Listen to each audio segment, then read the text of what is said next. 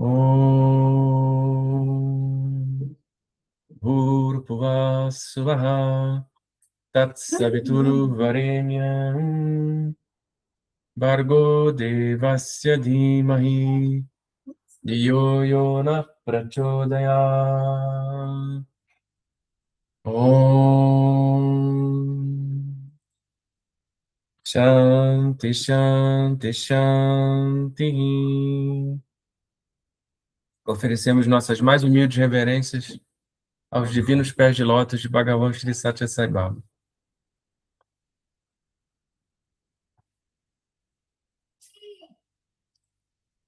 Então vamos continuar de onde a gente parou da última vez. O Senhor Buda traçou um caminho sagrado para o desapego, Vairagya. Uma vez que ele realizou que o corpo humano é perecível, a divindade é eterna, a verdade é importante e a não violência é o fator orientador, ele imediatamente renunciou a sua esposa, filho e reino. Ele foi para as florestas e contemplou profundamente a verdade eterna, até que a sabedoria alvoreceu nele. O imperador Harishchandra teve que trabalhar como vigia em um cemitério, por força das circunstâncias, para defender a verdade. Ele estava desde o início trilhando o caminho do desapego, Vairagya. Um dia, o corpo morto de uma pessoa muito rica foi levado ao cemitério por seus amigos e parentes para a cremação. O corpo foi colocado na pira funerária e a pira funerária foi acesa. Em seguida, todos eles voltaram para suas respectivas casas. A natureza de um corpo morto é tal que, quando a medula espinhal do corpo é exposta ao calor por algum tempo, o corpo se eleva até uma pequena altura. Por isso, antes de acender a pira funerária, um grande tronco de madeira é colocado sobre o peito. No caso em questão, todos os familiares e amigos do falecido já haviam partido para suas casas. Apenas Harishchandra estava de pé perto da pira funerária. Pobre homem! Ele estava colocando uma tora após a outra sobre o cadáver para queimá-lo completamente. Em uma fração de segundo, Harishchandra sentiu como se o cadáver se erguesse e se sentasse na pira. Ele ficou surpreso. O quê? Que? A vida voltou a esse cadáver? Pensando assim, ele se aproximou do cadáver e este caiu. Então Harishchandra começou a pensar consigo mesmo assim. Pensando que o mundo ilusório é real, desenvolvemos apegos como minha esposa e meu filho, enquanto existe vida por conta da ilusão. Esse corpo agora está sendo queimado no fogo, nem a esposa nem o filho vêm em seu socorro. Ele estava pesaroso pela condição lamentável e desamparada do corpo morto, que outrora pertencera a um homem muito rico. Essa situação o levou a alturas mais elevadas do desapego. Vairagya. Vou reler. O Senhor Buda traçou um caminho sagrado para o desapego, Vairagya. Uma vez que ele realizou que o corpo humano é perecível, a divindade é eterna, a verdade é importante e a não violência é o fator orientador, ele imediatamente renunciou a sua esposa, filho e reino. Ele foi para as florestas e contemplou profundamente a verdade eterna, até que a sabedoria alvoreceu nele. O imperador Harishchandra teve que trabalhar como vigia em um cemitério, por força das circunstâncias, para defender a verdade. Ele estava, desde o início, trilhando o caminho do desapego, Vairagya. Um dia, o corpo morto de uma pessoa muito rica foi levado ao cemitério por seus amigos e parentes para a cremação. O corpo foi colocado na pira funerária e a pira funerária foi acesa. Em seguida, todos eles voltaram para suas respectivas casas. A natureza de um corpo morto é tal que, quando a medula espinhal do corpo é exposta ao calor por algum tempo, o corpo se eleva até uma pequena altura.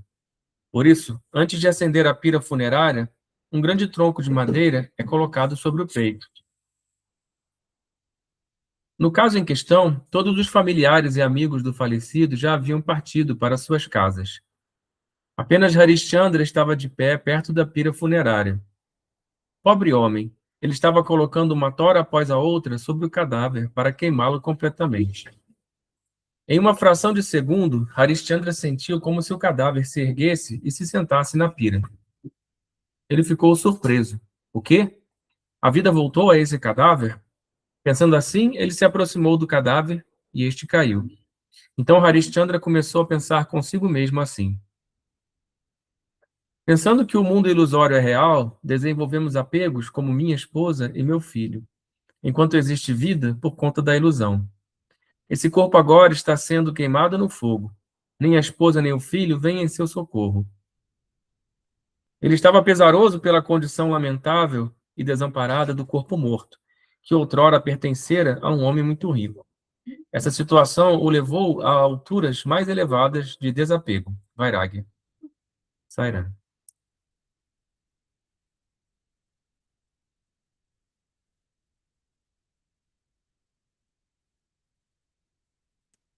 Paira. É, então, essas ilusões que nós alimentamos ao longo da vida, elas funcionam como se fosse uma teia, né? A teia de aranha, que nos prendem a determinadas coisas, conceitos e amores que a gente estabelece como principal na vida da gente, como primordial. E a família é um deles, né? Normalmente a gente fica ligado à família por longos anos. Algumas pessoas conseguem dar esse passo e se desvencilhar da família ainda jovem, mas depois adquirem a sua própria família, e é meu filho, minha irmã, e a gente sabe que tudo isso é ilusão, até porque essas relações são kármicas, né? A gente não vem nesse contexto para se divertir, né? A gente vem para queimar o nosso karma, para superar determinadas dificuldades de vidas passadas, né? Mas o pior do que esse apego à família, eu acho, é o nosso apego a conceitos, né? A forma como a gente foi criada, os conceitos que colocaram na nossa cabeça.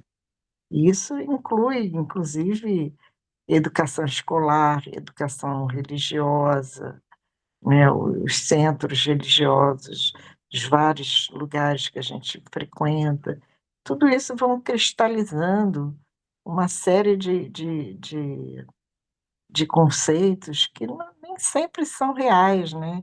E a gente fica preso, como se fosse uma teia de aranha mesmo, a gente fica preso a essas coisas, né? E Buda, na mensagem dele, ele nos chama a atenção, né, da importância do desapego, da gente ter uma mente vazia, né? Hoje mesmo eu estou aqui em Muriqui, estava na praia tentando esvaziar minha mente, né? Mas é muito difícil, né? Você vem para um lugar desse que tá um silêncio, né?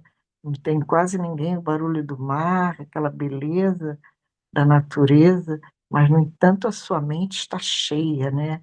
Está ali, olha, o tempo inteiro como se estivesse pulando, né? Então, é um grande desafio que Buda nos propõe. Sairão.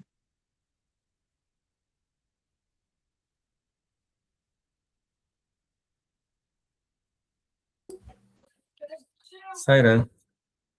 Aqui é a questão, né, quando ele fala do apego, né, a minha esposa e meu filho, eu entendo que o problema não é a esposa e o filho, o problema é o minha e o meu, né? É o sentimento de posse, de apego, né? Porque, na verdade, esposa é um papel, né? Esposo é um papel, filho é um papel. Papel no sentido de, como se fosse um papel no teatro, né? Pai é um papel, mãe é um papel. Não tem problema você desempenhar um papel, né? É um ator, você vai no teatro desempenhar o papel de um rei, né?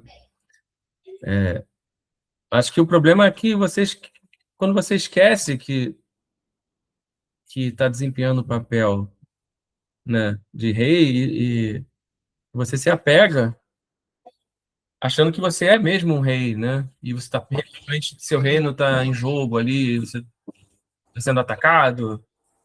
É, aí é que aí que nossos problemas começam, né? É, mas se você consegue desempenhar o papel com a consciência da sua verdadeira identidade, aí não, esse problema deixa de existir, né? Como ele exemplifica o próprio rei de Anaca, por exemplo, né? Que era um iluminado e era um rei, né? E muitos outros, tem muitos outros na história.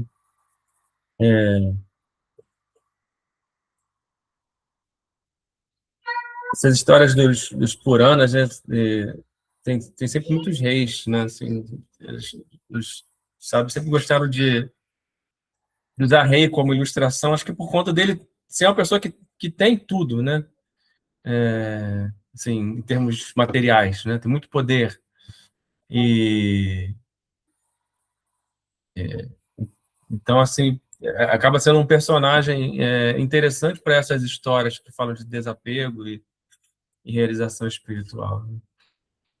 Sairá.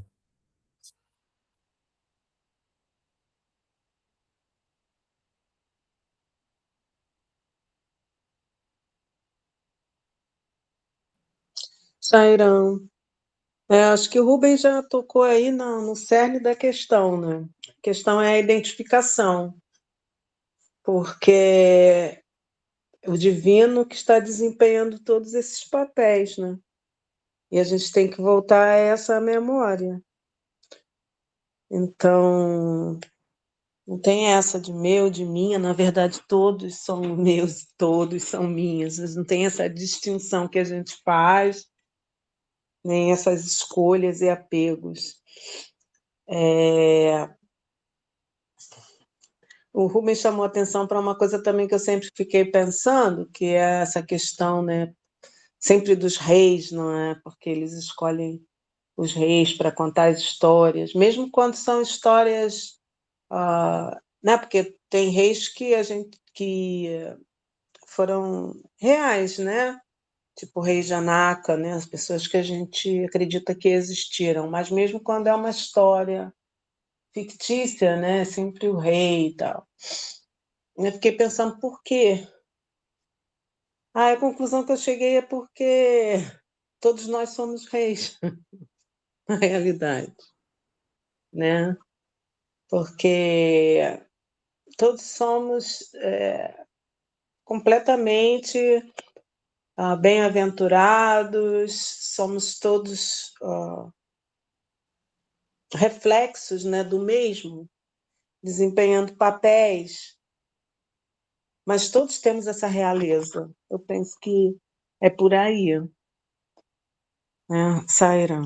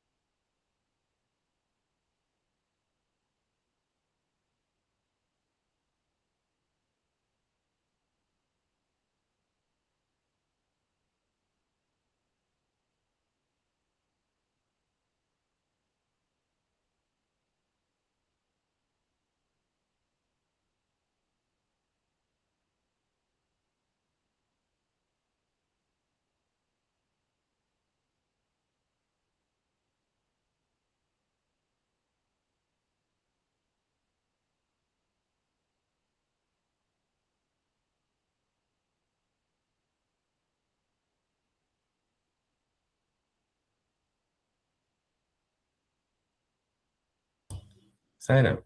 Vou continuar a leitura?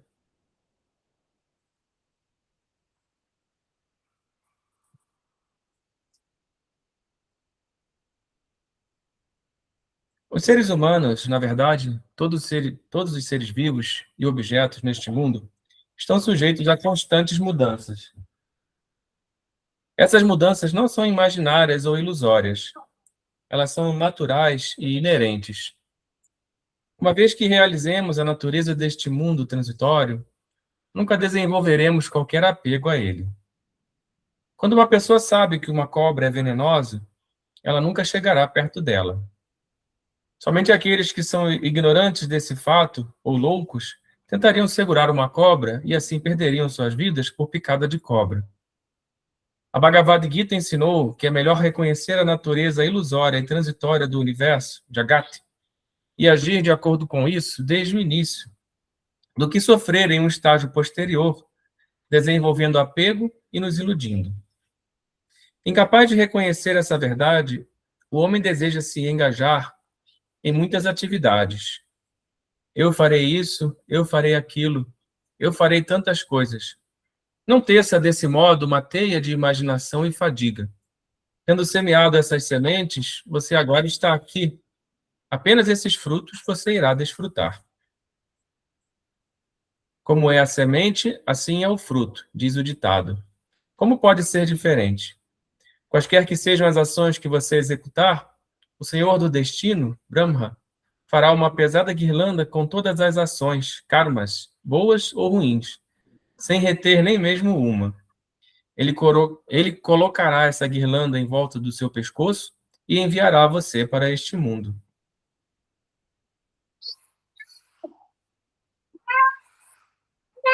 Vou reler. Os seres humanos, na verdade, todos os seres vivos e objetos neste mundo, estão sujeitos a constantes mudanças.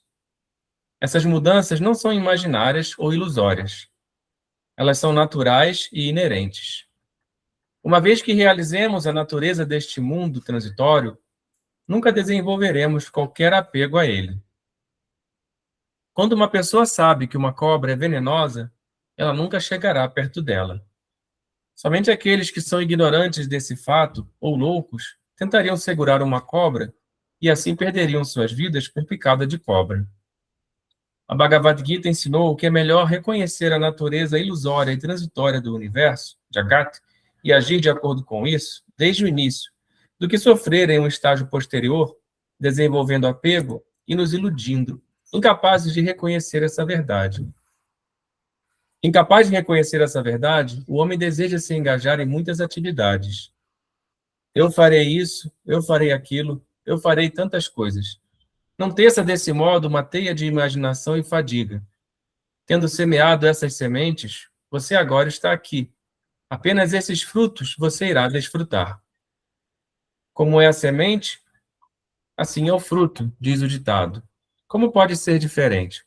Quaisquer que sejam as ações que você executar, o Senhor do Destino, Brahma, fará uma pesada guirlanda com todas as ações, karmas, boas ou ruins, sem reter nem mesmo uma. Ele colocará essa guirlanda em volta do seu pescoço e enviará você para este mundo. Sairá.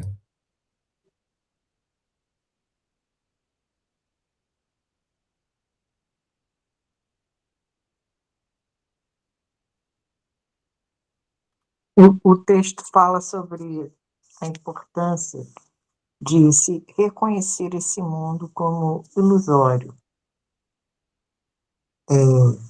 Então, a grande experiência, o grande insight é esse. Muitas práticas levam a isso, o estudo, né? Assistir palestras, ouvir sábios, como tivemos a oportunidade de ouvir o professor Hermógenes, Anil Kumar, os discursos de Sai Baba, levam a gente a refletir como reconhecer, como identificar esse mundo como ilusório.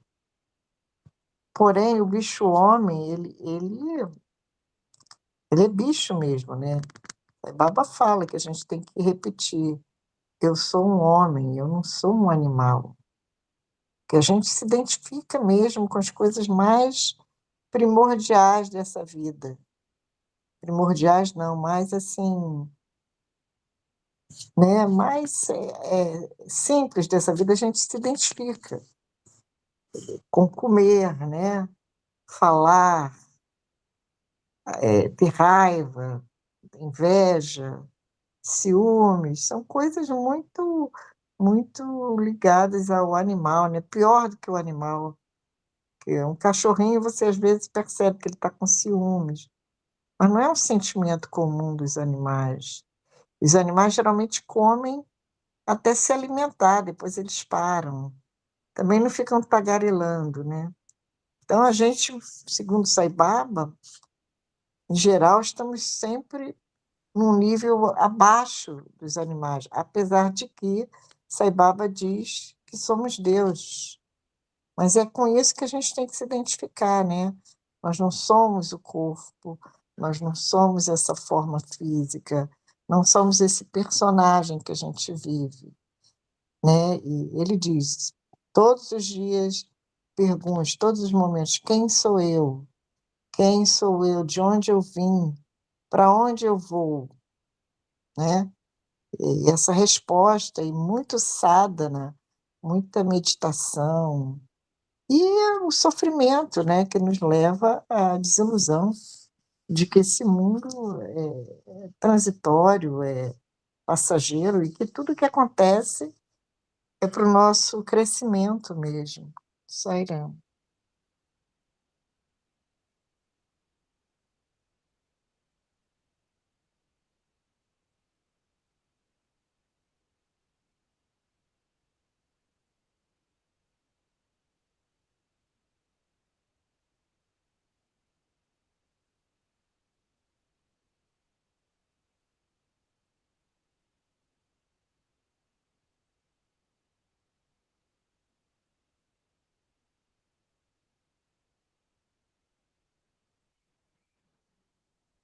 Sairam. Quando ele fala aqui, né, dessa pesada guirlanda com todas as ações, né, que Brahma coloca no nosso pescoço e nos manda para a Terra, fiquei pensando aqui, é o peso dessa guirlanda que faz a gente descer, né? E ficar preso aqui, né? Essa questão dessa prisão da roda das encarnações, a gente, né? Felizmente a gente está vivendo esse momento agora, né? Do Avatar ter tido essa compaixão de nos, sabe, nos puxar assim para conhecer a verdade, porque sabe quanto tempo que a gente está assim, né? Porque a gente se apega mesmo ao mundo. Nós, com todo esse conhecimento, ainda assim, a gente, né, cai nessa armadilha e vai colocando, contribuindo para colocar mais peso nessa guirlanda, né, que a gente vem se livrar de alguns e colocar outros, né, porque, como ele diz aqui, o fruto, essa guirlanda é feita com os frutos das boas e das más ações, né? Então, enquanto a gente acreditar que nós somos o ator das ações, né, e não fizermos essa entrega total ao Senhor, né, como ensina a Bhagavad Gita, e reconhecermos que Ele é o ator e viver nesse fluxo, né, sem criar mais desejos, né, tentando não ter apegos, se a gente não faz isso, a gente volta de novo com a guirlanda para cá, né? Então, aí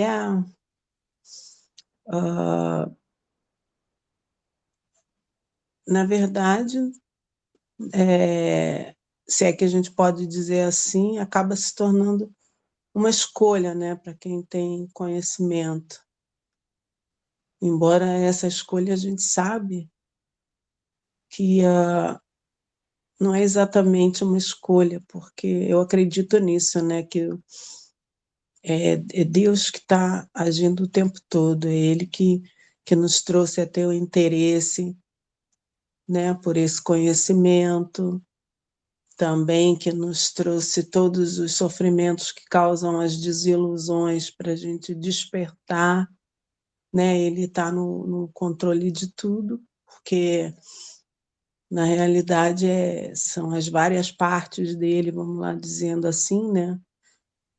Que vai chegando um momento que cada uma vai despertando por ação dele mesmo. Então, eu acho que a maioria de nós está nesse caminho, já está cansado, né? Dessa roda aí, desse mularape, como é que é? Rubem deve saber, mularape, Jananã, mularape não sei o quê, que é a roda das encarnações. A gente já deve estar cansado dessa ilusão aí. Por isso Deus, né, é compassivo e nos está dando esse conhecimento, essa oportunidade, né, para a gente não perder mais tempo. Sairão.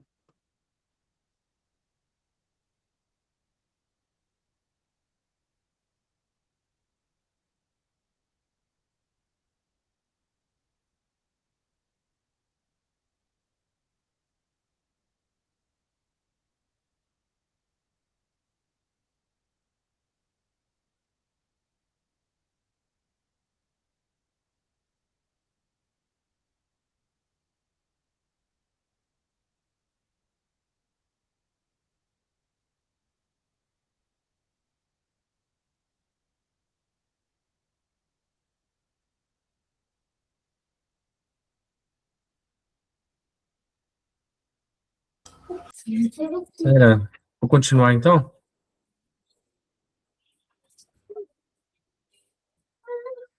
Nenhuma guirlanda pode ser vista em volta do seu pescoço quando você nasce do ventre de sua mãe. Não há colar de pérolas, nem mesmo um exemplar. Sem corrente de ouro em volta de seu pescoço. Nem um colar de pedras preciosas, nem de jades.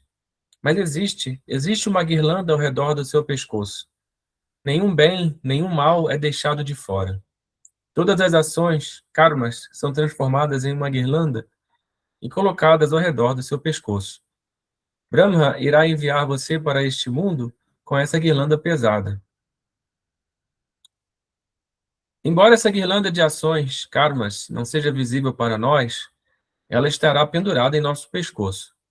Quem quer que tenha reconhecido essa verdade, deve sempre tentar executar boas ações, satkarmas. Esse esforço é chamado de desapego, vairagya. O rei Janaka foi uma grande alma realizada, Brahma Gnani. Ele era o rei de Videha, que significa que ele não dava importância ao corpo, Deha. Isso significa que ele era uma grande alma realizada, Atma Gnani. Um dia, depois do jantar, ele estava discutindo algo com seus ministros e seguidores. Portanto, ele se retirou para a cama tarde. Ele lentamente adormeceu enquanto os criados pressionavam seus pés e o abanavam. Sua rainha também estava ao seu lado. A rainha, percebendo que o rei adormecera, mandou os servos saírem da sala. Ela estava cuidando dele atenciosamente, pois ele estava muito cansado. Depois de algum tempo, o rei se levantou da cama e começou a gritar: "Isso é verdade ou aquilo é verdade?" A rainha estava profundamente perturbada com o comportamento do rei. Apesar de suas repetidas perguntas sobre o motivo dessa mudança repentina em seu comportamento, não havia resposta dele. As únicas palavras que ele dizia eram seu contínuo questionamento: "Isso é verdade ou aquilo é verdade?" Então a rainha chamou os ministros e servos para ajudá-la a descobrir o motivo desse estranho comportamento por parte do rei. Eles, por sua vez, fizeram perguntas, mas não houve resposta do rei. Para todas as perguntas, houve apenas uma resposta do rei, seu questionamento: "Isso é verdade ou aquilo é verdade?" O sábio Vacista era um Triloka Gnani, ou seja, aquele que sabe tudo o que acontece nos três mundos. Portanto, ele fechou os olhos por um momento e tentou pensar sobre a razão para esse tipo de comportamento do rei Janaka. Ele realizou que o rei Janaka tivera um sonho no qual ele havia sido destronado e estava vagando pelas florestas com uma fome aguda. Lá, ele avistou alguns ladrões na floresta prestes a comer sua comida em um prato de folhas. Ele foi e implorou por comida, e eles lhe deram um pouco de comida em um prato de folhas, apiedando-se dele. Quando ele estava prestes a comer aquela comida, subitamente, de algum lugar, uma águia veio e arrebatou aquela folha junto com a comida. Ele gritou em profunda angústia por não poder tomar nem mesmo o alimento oferecido a ele por caridade. Com isso, o sonho acabou e ele acordou. Quando ele voltou ao estado de vigília, ele realizou que, como sempre, estava em seu palácio, feliz, deitado em uma cama macia, com sua rainha e servos prestando todo tipo de serviço para ele. No sonho, ele havia sido destronado e sofria de uma fome aguda, e até mesmo a comida oferecida a ele como caridade fora arrebatada por uma águia. Quando ele acordou, ele se encontrou relaxando feliz em uma cama macia em seu palácio, cercado por sua rainha e servos. Ele era o rei, como sempre. Portanto, ele estava perguntando se a experiência do sonho era real, aquilo é verdade, ou se a experiência no estado de vigília era real. Isso é verdade? Vacista, reconhecendo a situação do rei Janaka, explicou a ele que nem aquilo era verdade, a experiência do sonho, nem a experiência do estado de vigília era verdade. A única verdade era ele mesmo. Não há estado de vigília no estado de sonho e vice-versa. No entanto, Janaka estava ali, tanto no estado de vigília quanto no estado de sonho. Essa é a verdade. Esse é o onipresente. Assim explicou o sábio Vacista. Vou reler.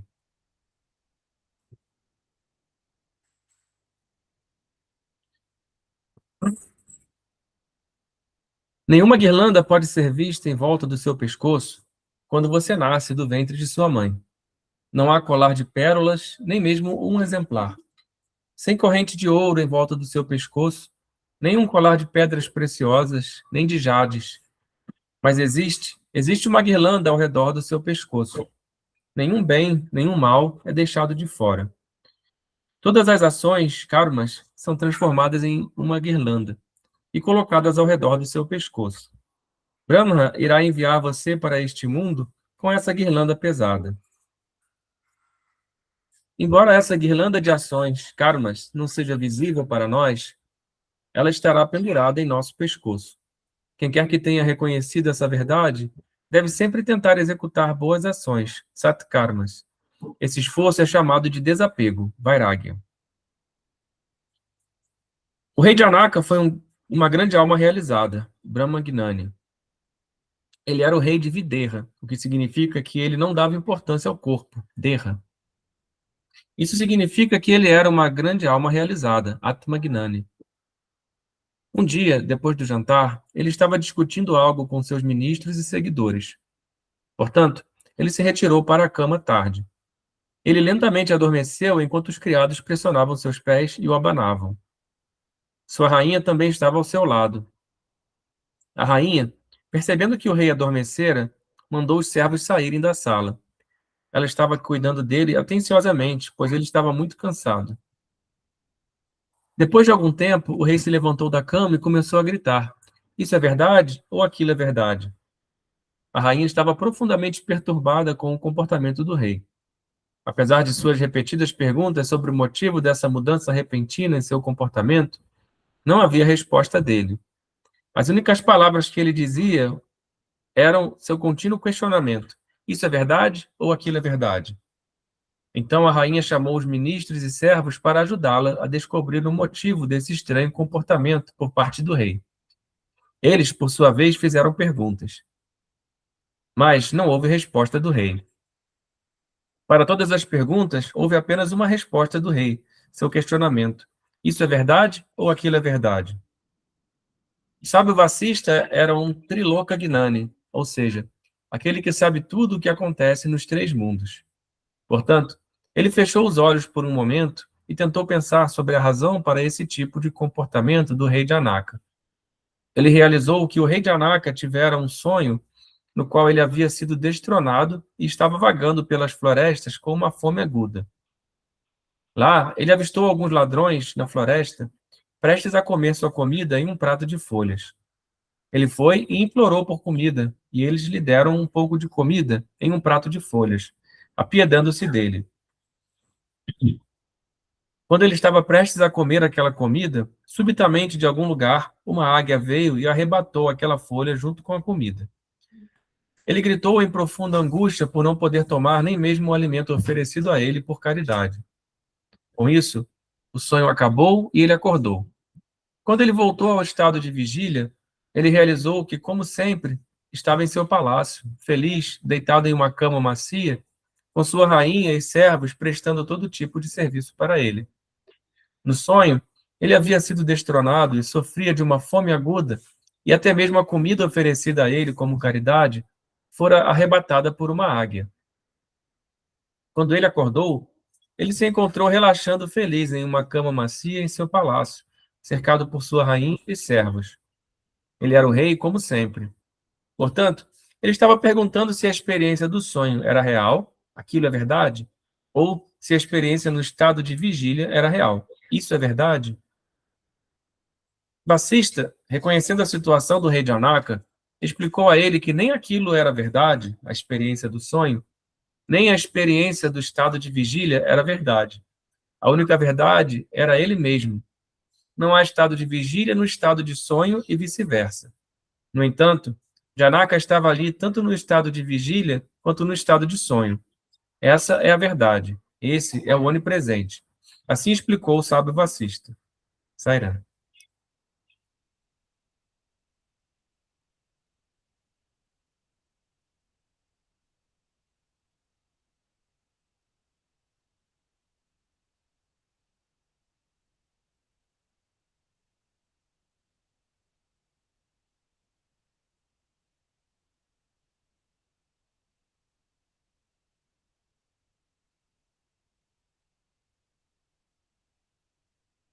Sairam. Dei uma viajada, o texto é um pouquinho longo. Mas, basicamente, ele fala do estado de ilusão, né, que o ser humano se encontra, e a realidade. Aí, no caso, ele sonhou, teve um sonho, né, ficou aflito com o sonho, e quando acordou, ele percebeu que era apenas um sonho. Isso acontecia muito quando eu estava no ashram de Sai Baba, que eu sonhava que tinha voltado para o Brasil, que estava no Brasil. E isso causava um sofrimento muito grande. Quando eu acordava e percebia que eu estava no ashram e ia usufruir da felicidade de estar ali, aos pés de Sai Baba, isso me recompensava. É isso, Sairam.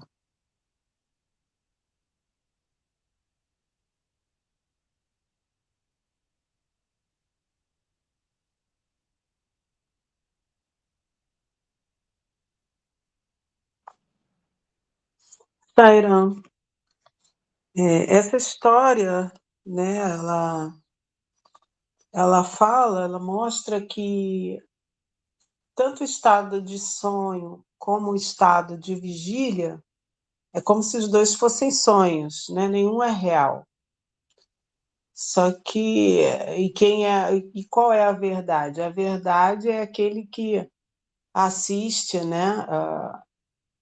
Tanto um estado como o outro, né? Como ali era o rei Janaka que estava, tem um que está vivendo a história no sonho no estado de vigília, e aquele que em todos os momentos testemunha, né, o que está sendo, o que está acontecendo. É esse que é a verdade, esse é o Janaka real, né? Então os mestres até falam que a gente tem que, na nossa meditação, né? Há uma meditação que a gente deve fazer todos os momentos da nossa vida, que é observar nossos pensamentos, nossas emoções, observar. Por quê? Quanto mais você se identifica com o observador, você cria esse distanciamento e você está mais próximo, você se aproxima mais da realidade, porque você não é nenhum nem outro, né? Como no exemplo aqui, nem o personagem do sonho, do estado de sonho, nem o personagem do sonho de estado de vigília, né? Porque a vida é um sonho, life is a dream, Sai Baba fala, né? Que a gente tem que realizar, né? Perceber. Mas você é aquele que assiste tudo isso. É complicado, porque a gente está identificado, né? E o sonho do estado de vigília, ele tem uma continuidade muito maior, então a gente percebe ele como se fosse uma realidade. Mas esse exemplo aí é um exemplo recorrente nos ensinamentos dos mestres, né? De que ambos os estados não são reais. Só que a gente acorda, a gente desperta do sonho, né? E a gente, estava sonhando, não é real. A gente não leva aquilo para depois. Mas o daqui a gente dá uma continuidade, a gente leva ele, a gente prolonga ele, e todos os sofrimentos psicológicos da vida, né? Que a gente não consegue ver como o onipresente, né? Como aquele que observa e deixa tudo passar, que a vida é como um rio, né? Tudo passa, tudo é transitório. Isso também vai passar, tudo vai passar, seja bom ou seja ruim. E você é a testemunha, como se você está na sala do cinema assistindo o filme, né? Esse é o você real. Mas a gente se confunde com o personagem do filme.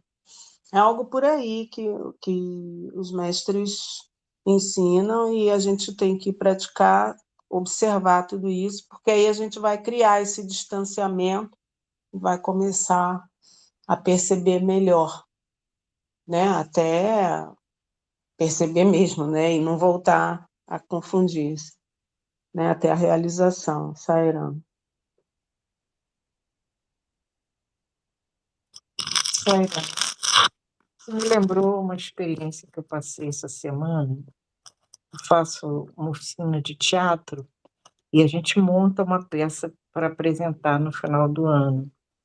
E o professor, instrutor, escolheu um autor, né, um escritor, sugeriu um livro, nós compramos o livro, eu especialmente, comecei a ler o livro, é um livro de contos, e na aula ele meio que começou a desconstruir até a mesma ideia que ele tinha sugerido, que era a ideia de fazer uma peça baseada nos contos. Então ele começou a dar outras sugestões. Olha, em vez da gente se basear nos contos, a gente também pode se basear num dicionário que ele fez. Ou então a gente pode se basear num outro livro de contos. Aí eu tive uma reação, que foi uma reação bem, parece egocêntrica, mas é uma reação humana, né? Porque eu perguntei, mas professor, você mal construiu a ideia da gente ler o primeiro livro, já está desconstruindo essa ideia, né? Quer dizer, eu fiquei completamente desconfortável, né? Então, isso, ainda estou, né? Agora eu estou desconfortável com a minha reação. Porém, isso aí é um reflexo do que a gente espera do mundo. A gente espera que as coisas sejam assim, certinhas, né? Tipo assim, escolheu esse livro, então vamos ler um livro, a gente se cristaliza logo naquelas ideias do primeiro livro e não fica divagando em ideias infinitas. Porém, o teatro é assim, né? E Sai Baba diz que A Ana Débora pode falar mais sobre isso. A Sai Baba diz que a vida é um teatro, né? A gente está aqui, nós somos personagens, mas essa necessidade que a gente tem de se apegar, né, aos personagens, de cristalizar uma ideia, né, quando na verdade não é, porque tudo passa, tudo é transitório, né? Então, esse texto acho que fala também sobre isso. Sairam.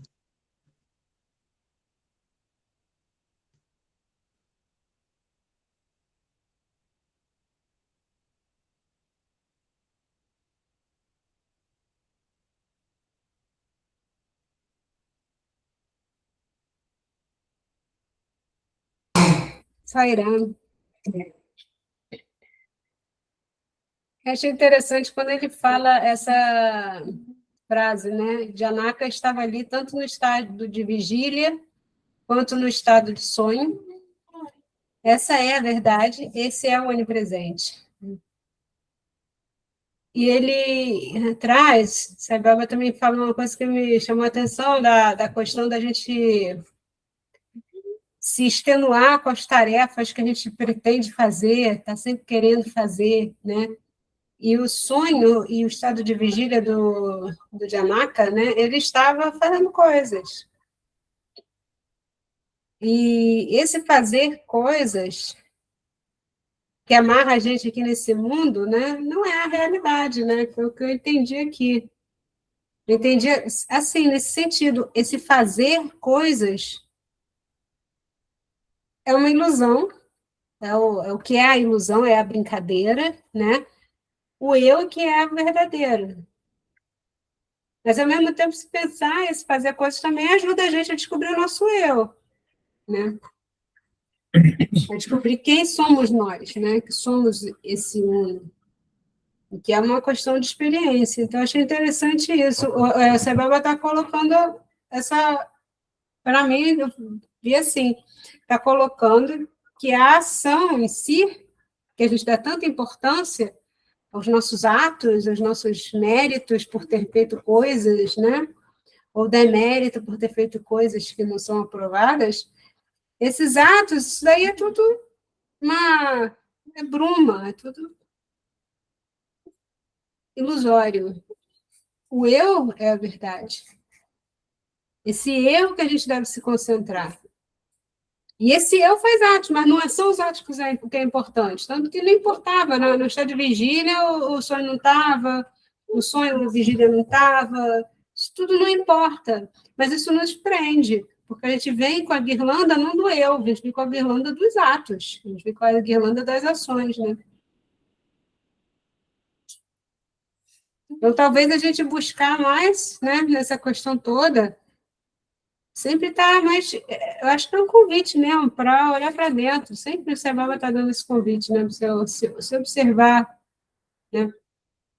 Estar mais presente em si mesmo, estar mais presente para poder se conectar com essa, com a essência, né, com aquilo que nós somos, de verdade.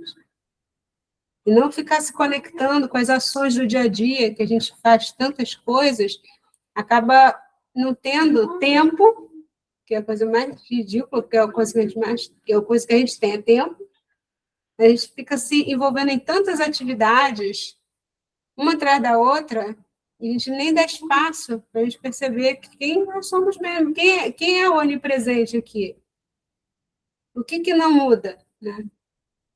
Sairam.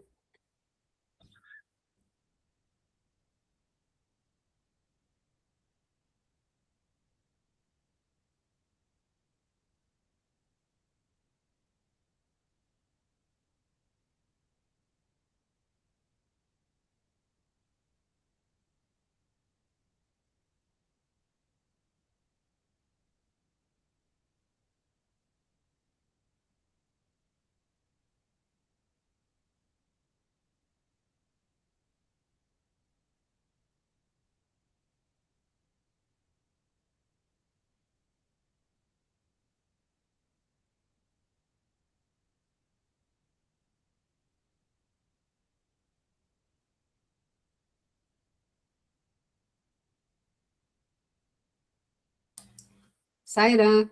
Só para que me veio aqui uma história, né? Que sempre quando eu ouvi, eu fiquei assim, nossa, que legal, né? Eu acho que está na Bíblia, alguma coisa assim, no Novo Testamento, que é aquela história das irmãs, né? Que uma está lá toda tarefada e a outra só contemplando lá Jesus, uma coisa assim, né? Eu não sei direito, tá, gente? Mas o que me chamou a atenção foi isso, que aquela que estava lá toda tarefada, tipo, que é o que a gente faz hoje em dia, não, vou fazer, vou acontecer, que Deus vai gostar, né? Das minhas ações, não sei o quê. Essa estava fazendo tudo errado, que não era isso, né? Que estava... a outra estava se entregando completamente, a outra estava se entregando completamente às ações. Mas a gente acha, quando está lendo, né, vai achando que é aquela que está lá, toda tarefada, que está mandando bem, né? Só que não, porque ela está entregue nas ações, aquela ali. Ela está fazendo aquilo, ação, ação, ação, ela está acumulando karma, karma, karma, enquanto a outra está se rendendo, né, aos pés. Sério.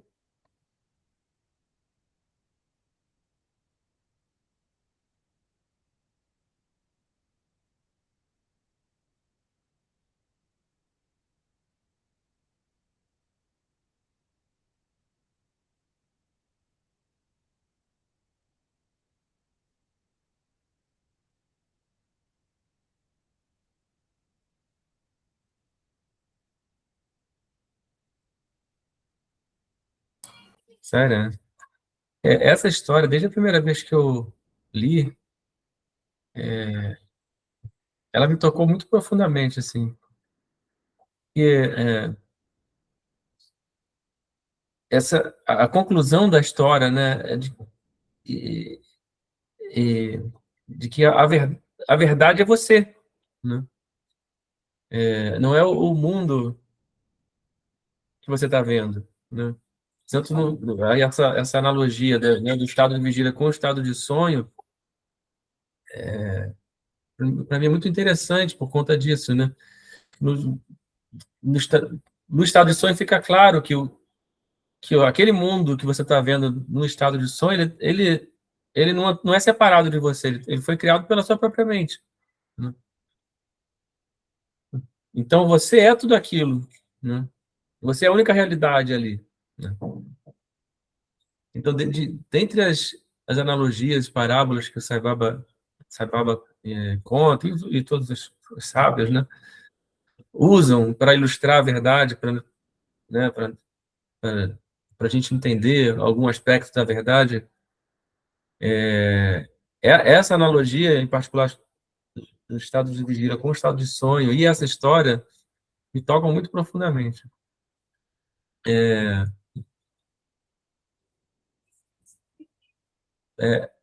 Tem outras também, né?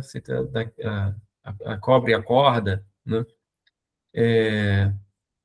Você parece que está vendo uma cobra, mas na verdade é uma corda. Tendo o sol e o reflexo do sol na água, a onda, né? E o oceano. Mas cada um aponta para um aspecto diferente, né? No caso da onda e o do oceano, você tem uma relação da parte com o todo. No caso do reflexo do sol, você tem a imagem refletida e o objeto, né? No caso né, da corda e da cobra, tem aí um terceiro elemento, que é a pessoa que está vendo a cobra e a corda, né? Mas que, na verdade, a realidade é a corda, né? Mas nessa analogia aqui, nessa história, fica claro que a verdade é você, né? É você mesmo, né? Não é como se tem ali uma não verdade e uma verdade, e você não é nenhuma das duas, né? Você é a única verdade, né? Essa é a conclusão aí dessa história. Então, para mim, essa história é muito poderosa, assim, em termos de produzir um insight, né, a respeito da realidade. Sairá.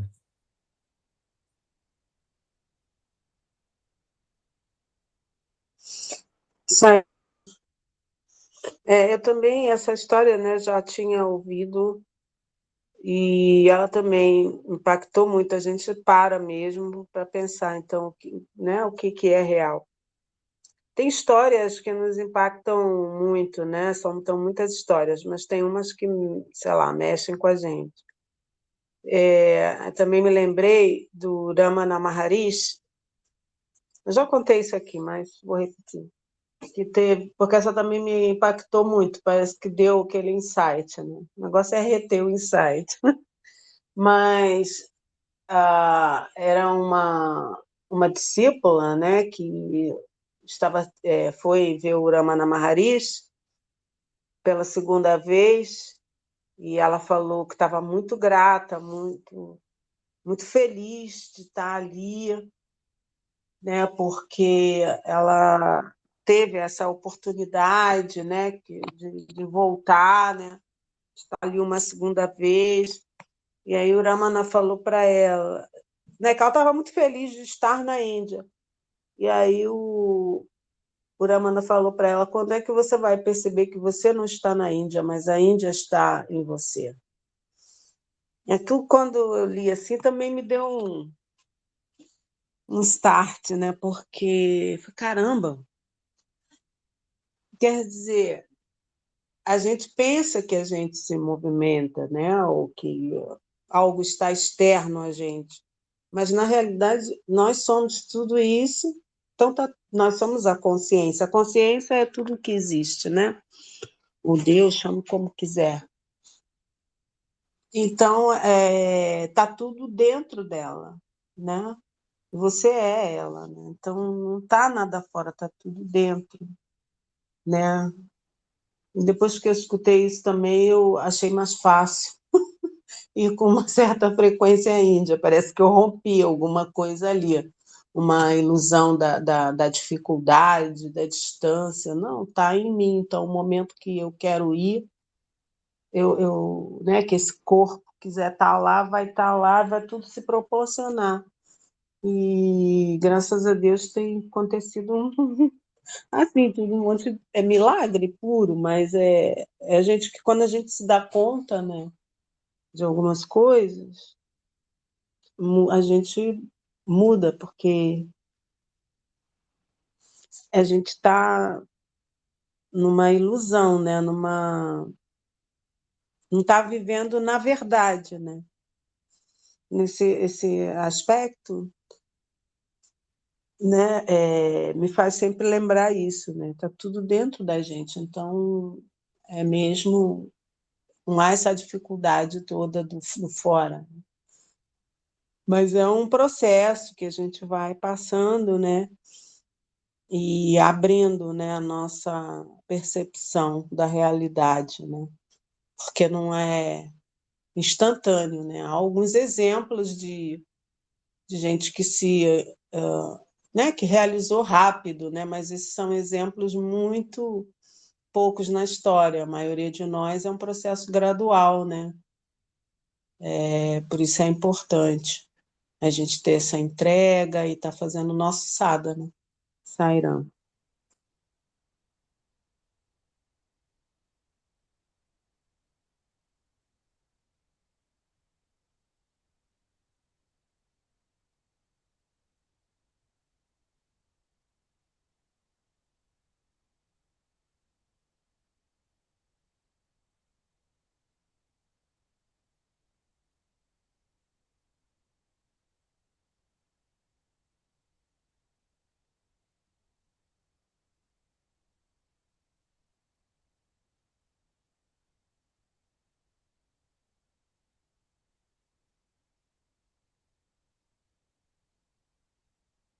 Sério, eu vou ler só esse pequeno parágrafo que tem aqui, que ainda,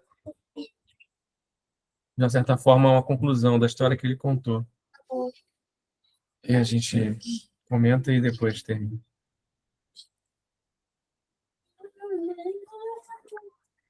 Nossa vida durante o dia é um sonho diurno, e durante a noite, um sonho noturno. Ambos são apenas sonhos. Assim, tanto o estado de vigília quanto o de sonho são uma espécie de ilusão. Fazer esforços para reconhecer tais discrepâncias é o verdadeiro desapego, vairagya, disse o Senhor Krishna. Vou reler. Nossa vida durante o dia é um sonho diurno e durante a noite um sonho noturno. Ambos são apenas sonhos. Assim, tanto o estado de vigília quanto o de sonho são uma espécie de ilusão. Fazer esforços para reconhecer tais discrepâncias é o verdadeiro desapego, vairagya, disse o Senhor Krishna. Sairana.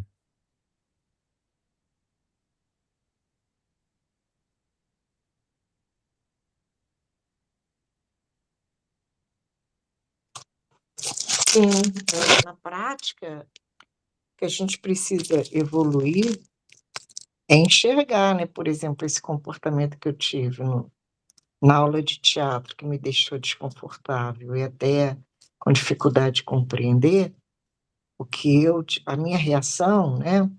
É entender se havia alguma verdade ali naquilo, é justamente esse processo que a gente precisa, né? De despertar e perceber, isso não é real.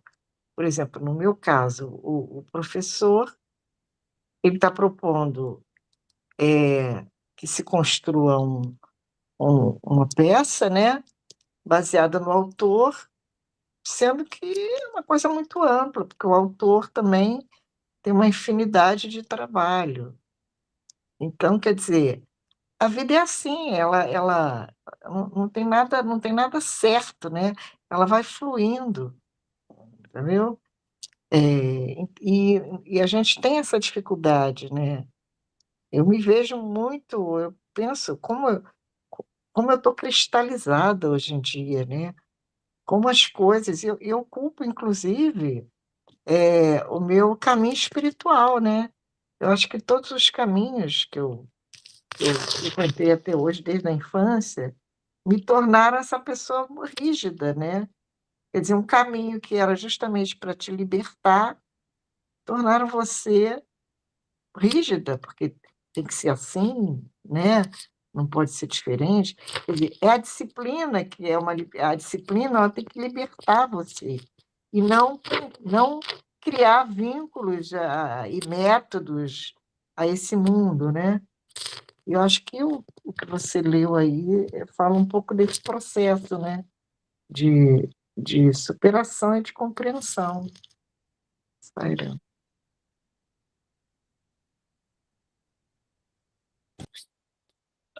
Saira, muito interessante, né? Essa história de hoje, que o Baba conta, e todas essas analogias e tudo que eu vim ouvindo no decorrer do círculo de estudos. Como é que eu posso assim dizer? A gente vive em Maia, né? Em vigília ou no estado de sono, pelo menos é o que Baba tenta nos demonstrar o tempo todo em Maia, né?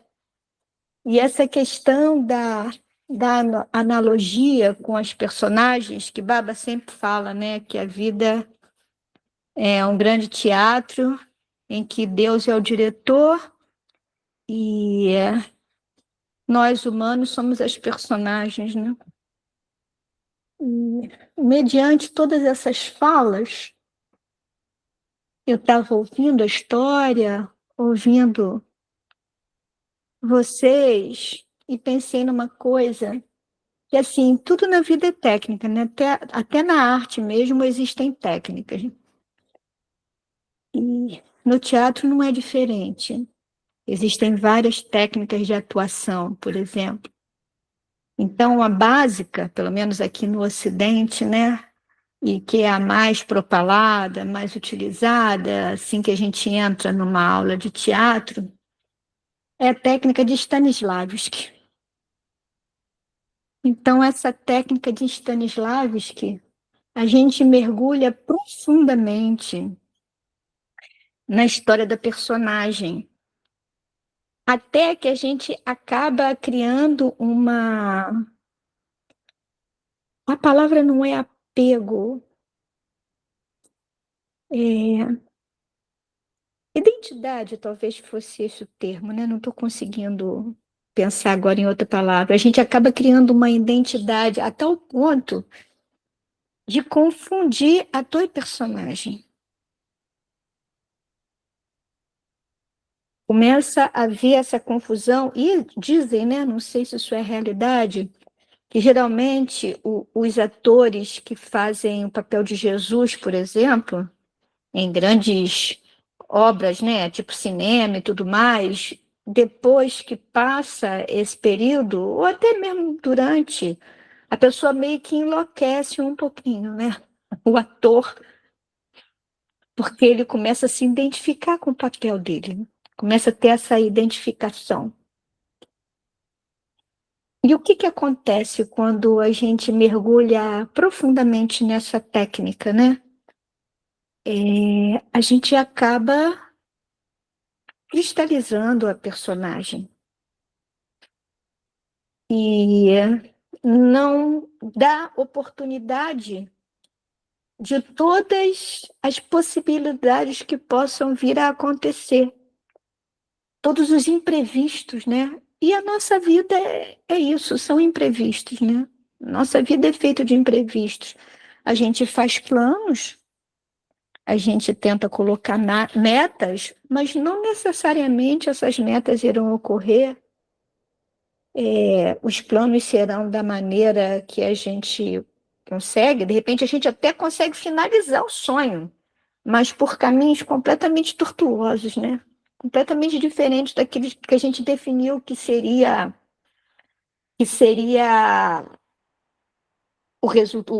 a forma de chegar ao resultado, né? E conforme eu estava ouvindo vocês, eu me lembrei de uma vez, por coincidência, né? Nós estávamos ensaiando para fazer a Via Sacra, uma história, né?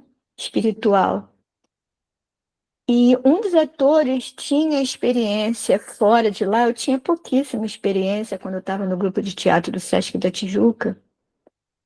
E ele começou a falar a respeito disso, que existiam técnicas que, ao invés de ser de dentro para fora, era de fora para dentro. E isso causou uma polêmica gigantesca, né? Uma polêmica gigantesca de que como que você conseguiria se emocionar, entrar na personagem, se isso não viesse de dentro. Isso é uma polêmica enorme. Eu realmente não lembro do resultado dessa polêmica, porque, gente, isso foi nos anos 80. Então, realmente não dá para lembrar disso, né? Mas, e qual seria a questão da analogia da vida? Por quê? Porque, por coincidência, o primeiro local, assim, mais profissional que eu fui posterior ao grupo de teatro da Tijuca foi com o grupo Tá na Rua, que é um grupo de rua, né? De teatro de rua. Quem dirigiu a Mir Haddad, a Ana Carneiro. E lá a técnica era essa, de fora para dentro. E eu me vi completamente perdida,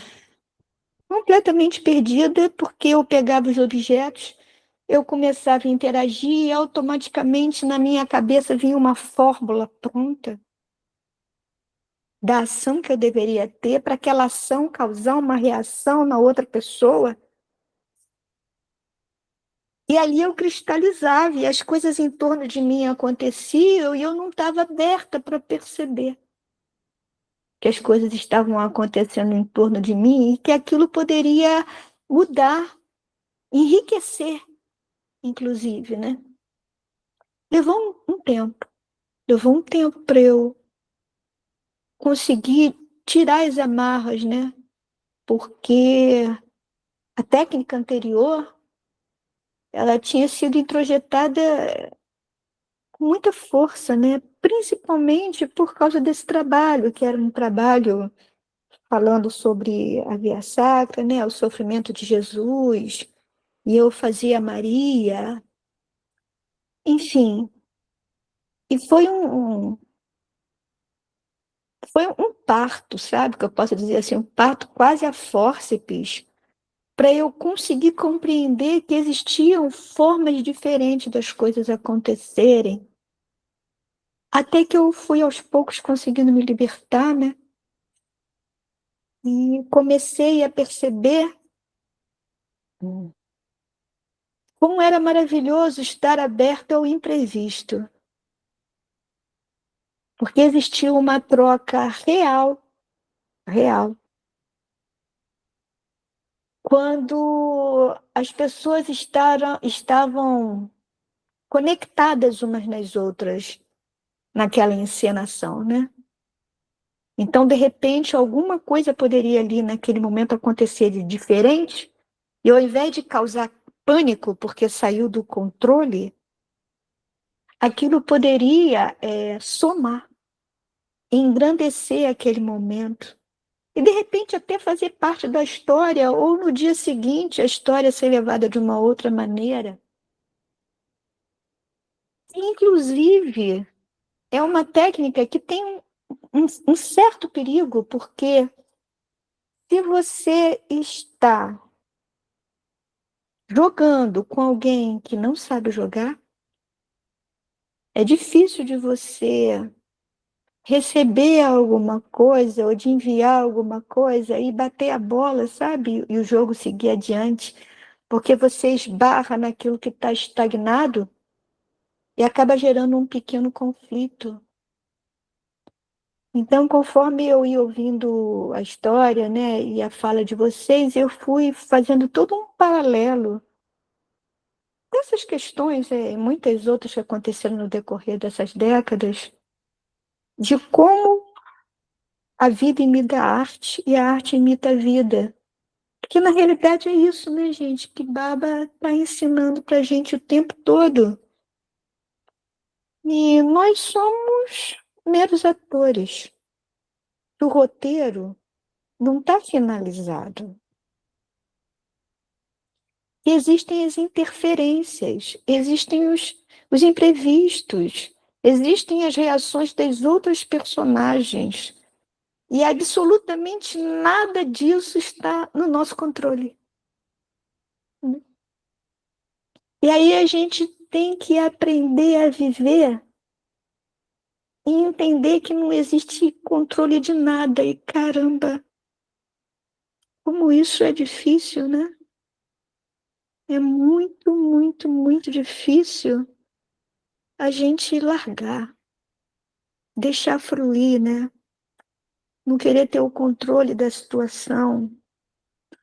Essa é uma briga interna muito grande, porque às vezes eu estou dando murro em ponta de faca, achando que é dessa maneira que eu tenho que fazer para as coisas acontecerem, e aí nada dá certo. E eu fico assim, Baba, por favor, por que não está dando nada certo? O que eu estou fazendo de errado? Ou o que eu não estou fazendo? E eu vivo essa dicotomia, né? E tentando fazer uma entrega verdadeira. Eu não sei até hoje se em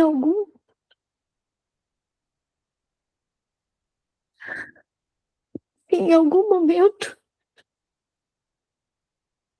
eu, eu consegui verdadeiramente fazer uma entrega para Deus. Sério.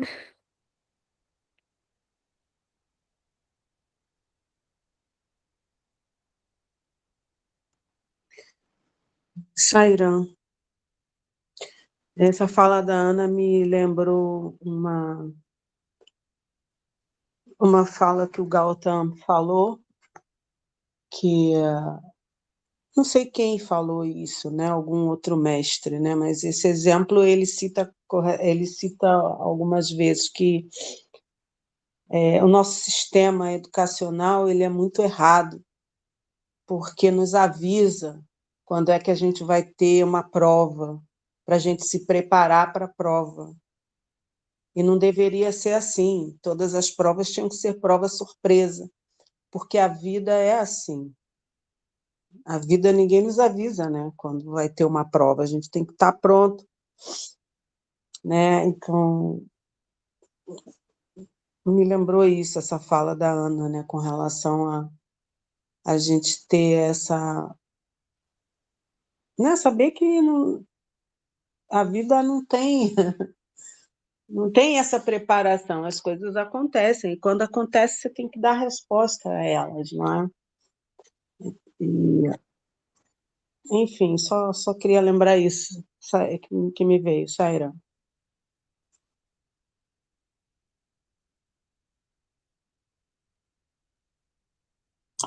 Saira, todas essas falas me deram muitas respostas e vão me levar a refletir, mas obrigada, só agradeço.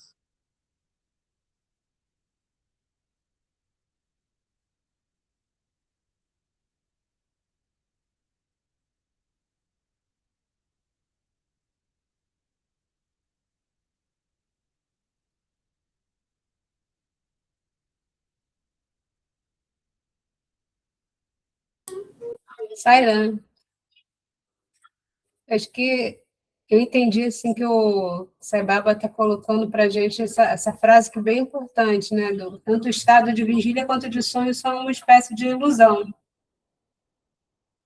Né? Então, mostrando como nós somos apegados às nossas ações, né? E não apegados ao ser. A gente se apega àquilo que a gente não é. Tanto que a gente, às vezes, a gente tem a tendência, né? De fazer uma apresentação. Quem sou eu? Né? O que você fala?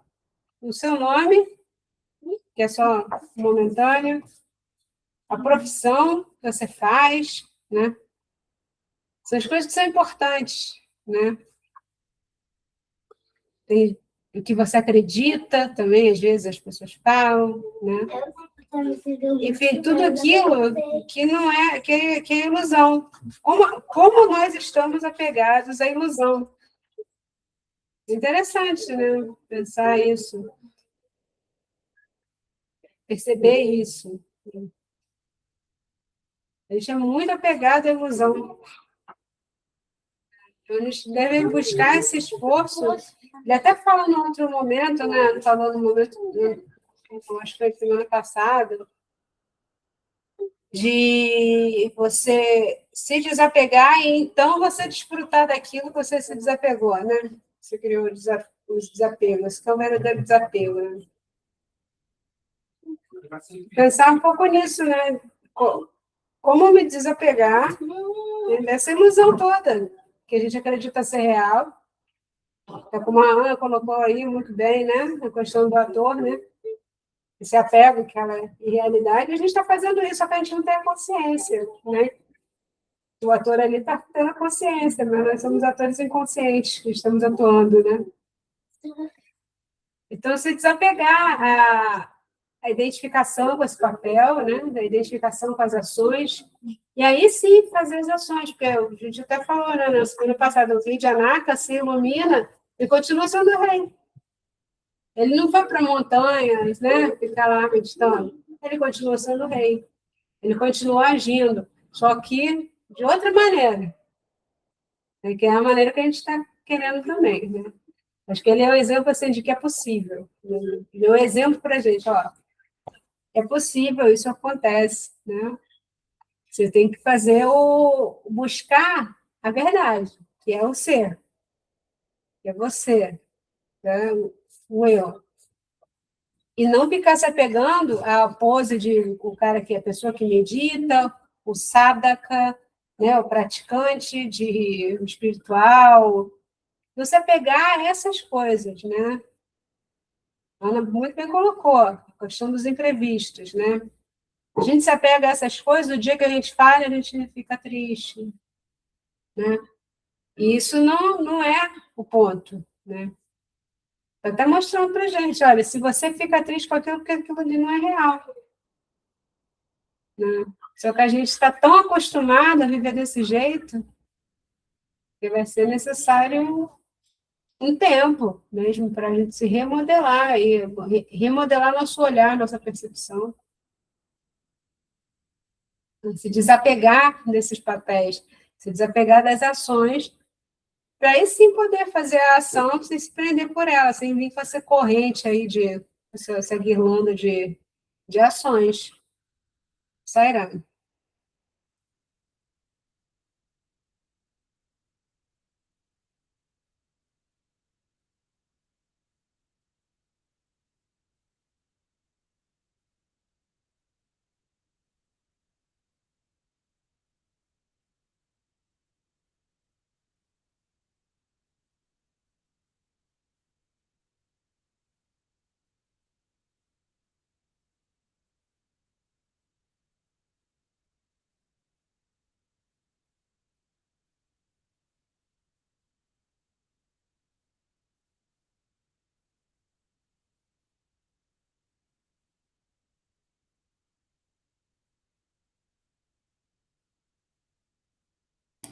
Sério.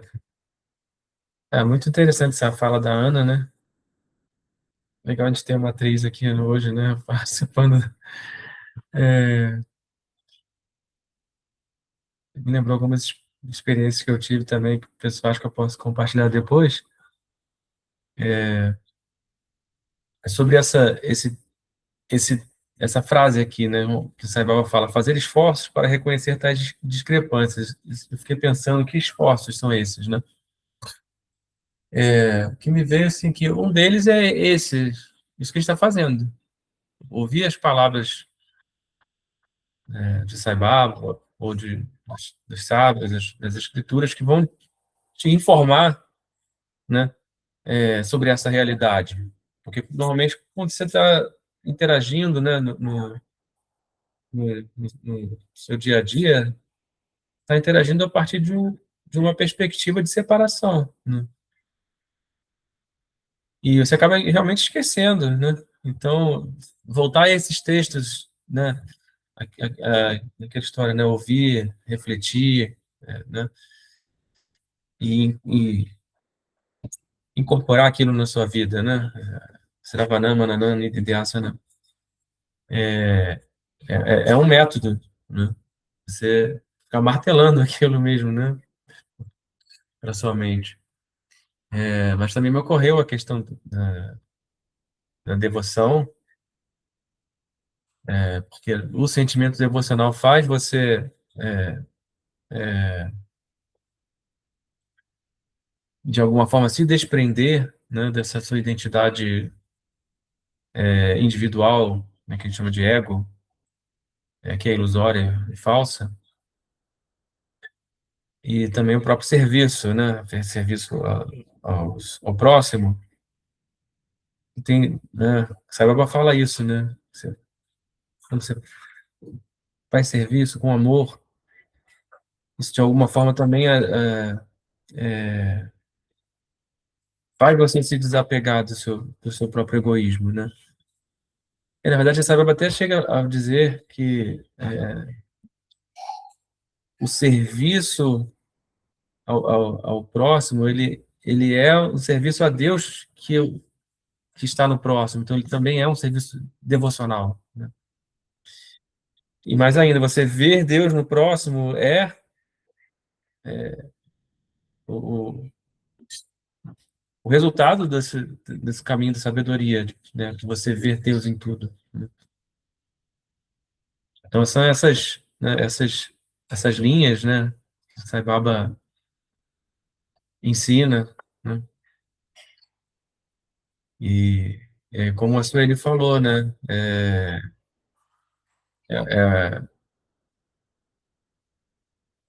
às vezes é necessário um tempo mesmo para sua mente amadurecer para essas verdades, né? E, e isso que a Ana falou, assim, me identifiquei muito, que eu acho que todos nós sofremos, né,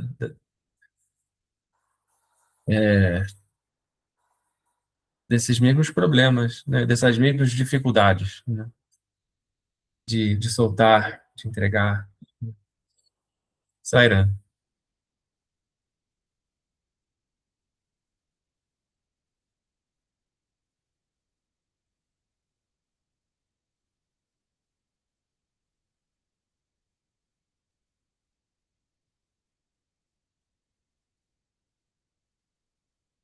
Sairá? Então, se ninguém quiser mais falar, a gente pode terminar, né?